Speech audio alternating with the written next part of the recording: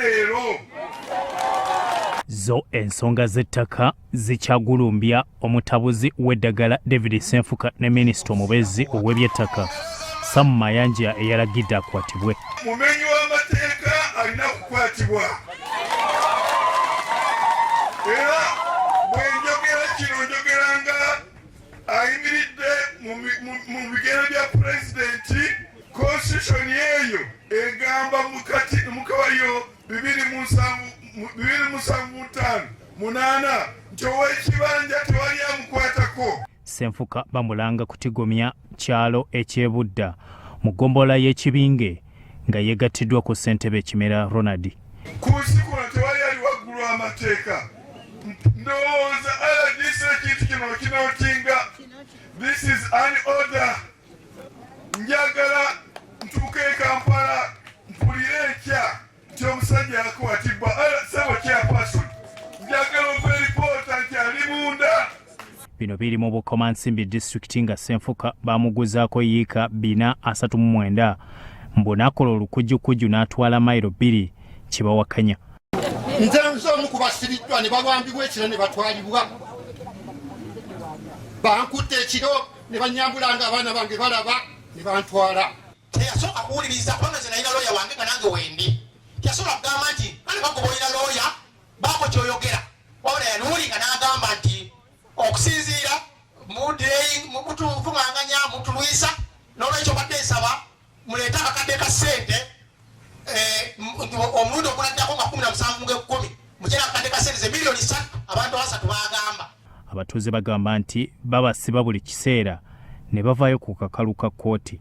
RDC ow'Ebukomansimbi Jane Francis Kagayi agamba nti kkooti yalagidde abantu bagobwe kyawakanya nti teyawuliriza mu bwenkanya.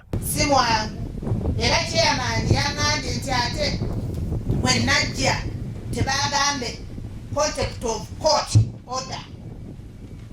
So ayinza okuba nga ssentebe ayinza obutalabikako wano si bujeemu ne omumyuka wange naye court order weeri tebaddamu kulinnyako ku kyalo budda.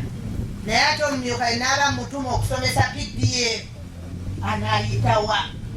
Biwedde Ssentebe Ronald Kimera akwatiddwa era minisita Mayanja asaba essiga eddamuzi okutunula ku bali ku kkooti e Masaka.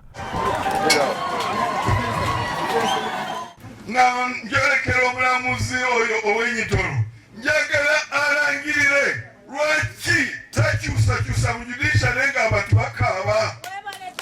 Lwaki ayogera bogezi nti temwogera ku judiciary oba agembwa oluvannyuma n'ogamba nti temunyimba.